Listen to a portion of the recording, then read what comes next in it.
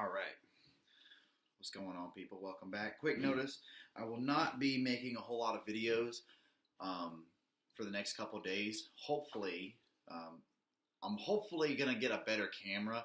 Right now, I'm just like shooting videos on my webcam with my little microphone. I'm going to try and upgrade my camera. My sister said for my birthday she was going to give me her old camera, so I'm hoping that's what's going to happen. Fingers crossed that things work out. I don't know what the condition the camera's going to be in. It's much nicer than the one I'm using right now, but we will see how that goes.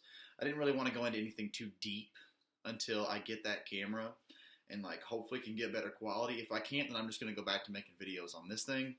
But in the meantime, I decided just to keep the ball rolling.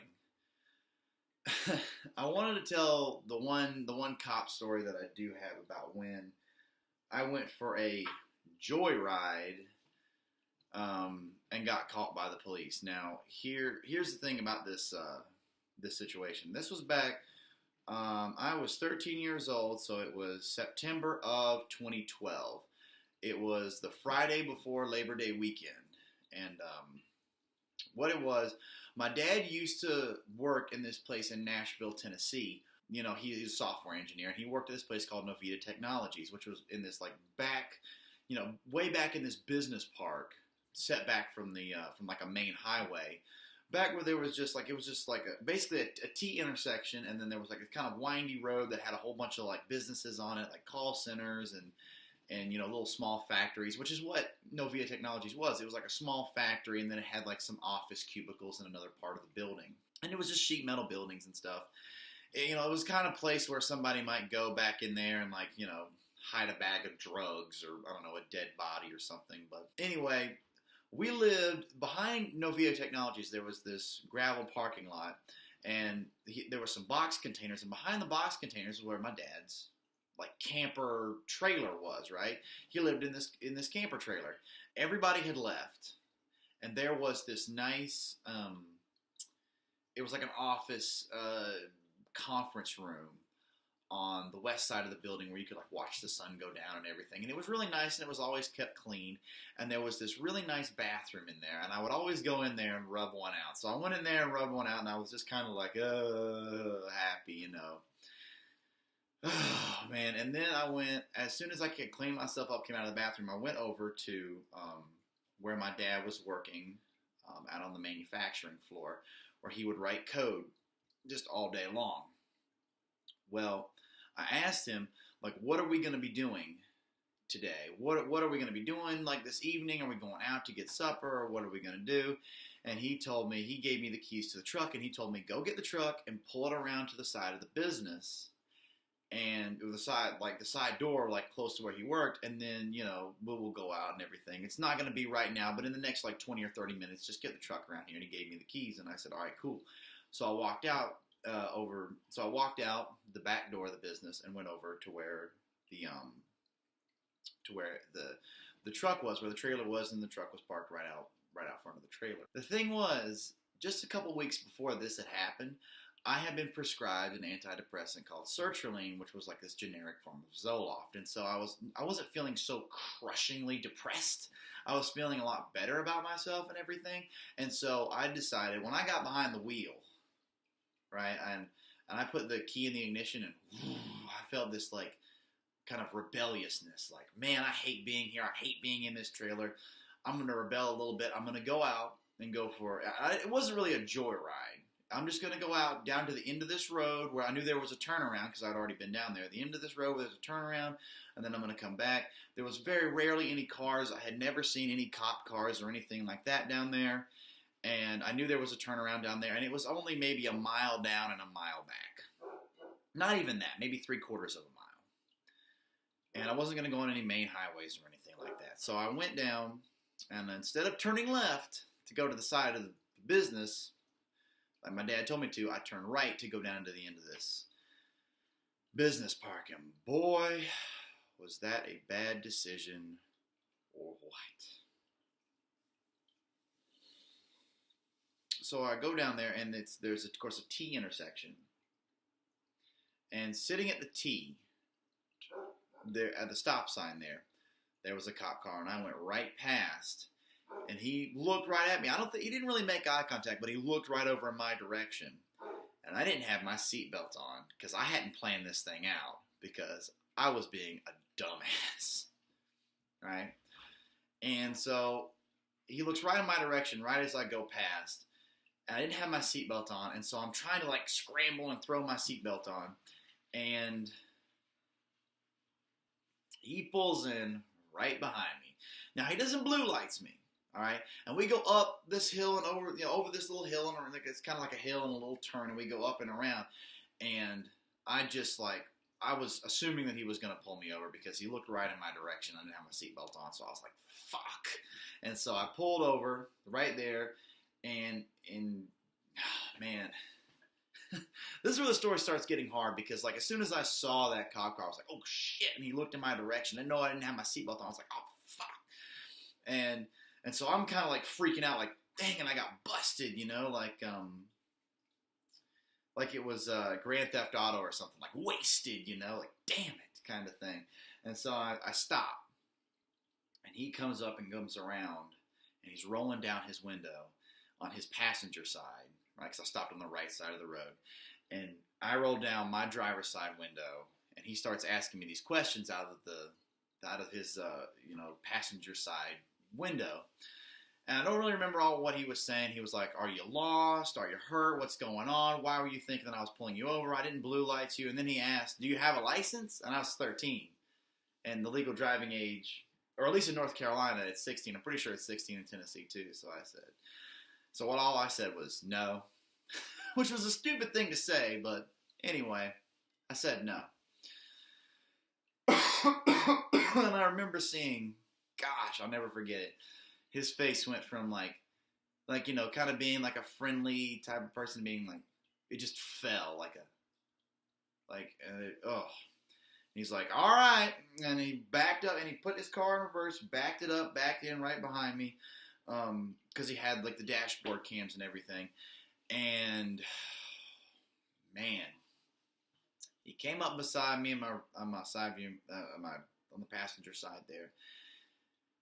And I don't really remember a whole lot of the sequence of events because it was so stressful and I was so freaking out. But he started asking me questions about what was going on. He told me turn the truck off because we're low on gas and everything. So I turned it off and that was fine. And it was in park and everything. And he starts asking me questions about what I was doing, what was going on, who I was, where my parents were, what had been going on that day. And then I don't really remember a whole lot of my answer to my question, but I think at one point he asked, "So, do you mean to tell me that your dad... So, son, do you mean to tell me that your dad, your father, gave you permission to drive?" And I remember my answer was, "Yes, but not down this particular piece of road." And at that moment, he was like, "All right, son, why are you trying to bullshit me?" Right? Which, okay, side note, I'm going to be over here. Side note, the police are supposed to be civil servants. And in fact, the whole motto of the first responders in the United States is serve and protect. So, I mean, I know I'm not trying to justify what I did or turn myself into a victim here, but the police are not supposed to be yelling and screaming at civilians unless it's absolutely necessary. He was yelling at me to scare me and get the truth out of me. That is not very professional, but, Anyway, I didn't feel served. I didn't feel protected. I felt very much threatened. Anyhow, back to the story. So he starts yelling at me, "Why are you trying to bullshit me, son?" And I was like, I was just freaking. I was about to just start just crying and crying and crying and crying, but I didn't do it.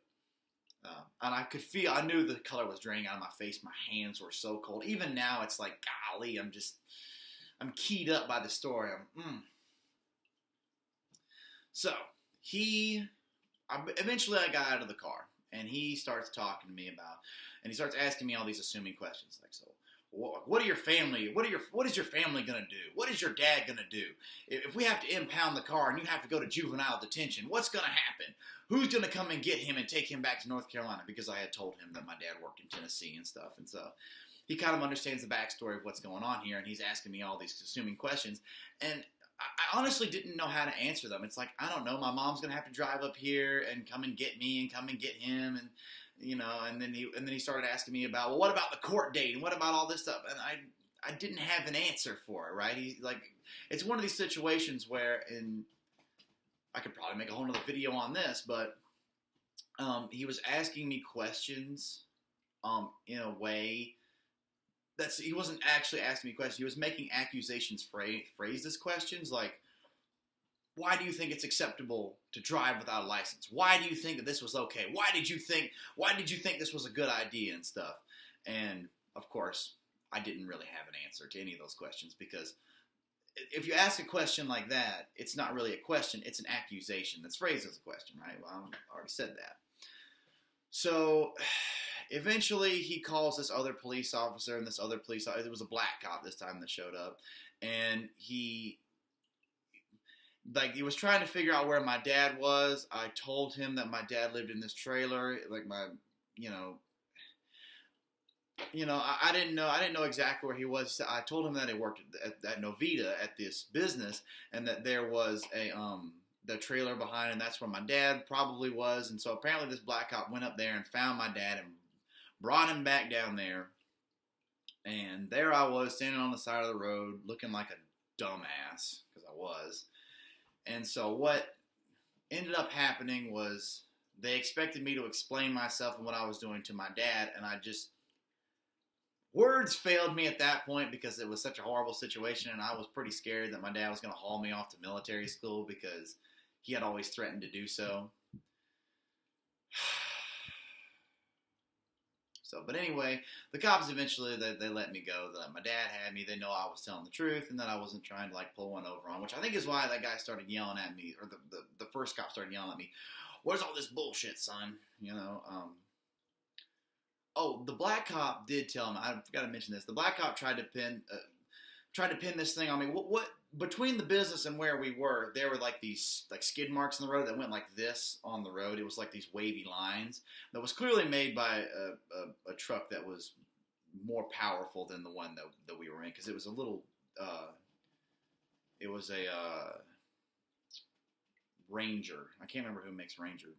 Not a Dodge Dakota. It was a. Well, it was a Ranger. It was like a 2008 Ranger, I think. Anyway, and it was a 6-cylinder, but it wasn't really powerful enough to make those skid marks in the road. But that black cop was trying to pin that on me, like, did you make those in the road? Why did you make those in the road? Again, there it is. Why did you do this thing, even though you didn't do this thing, And so, but I kept saying, no, I didn't do that, no, I didn't do that. And there was no evidence that I had done that, of course. There was nothing. And the skid marks didn't even really look that fresh, okay? And they had been there since we had been there on that trip. And so what eventually ended up happening is they let my dad have me. And they got in their cop cars and rode off. And my dad took me back to the trailer. And then he started going on about, okay, what's your punishment going to be? And I was still just like so tensed and freaked out. And my heart, I'll never forget how fast my heart was just like that. And it wouldn't slow down. And it didn't slow down. My heart was beating like so fast for my body. It did not slow down for a good bit after that. It didn't slow down for, gosh, must have been, I mean, that whole night I couldn't sleep because my heart was racing so fast as a result of that incident. Because I thought there was going to be like larger legal repercussions or something, but there never were. And of course, like I said, my dad was going on about, what's your punishment going to be? And I was telling him, like, I don't know what my punishment's going to be. I don't know. I'll go without my iPod for 2 weeks or something. And then, anyway, then my dad would say, like, I think you just need to shut up and quit complaining and do your schoolwork. And he kept on about that for a few hours, which that's a whole nother story right there. But that's why I don't like school, I guess, because I've been punished with it so much. I can make a whole nother video on that, and I probably will. But anyway, this has been my story about getting caught by the police. So, I love you. Peace out.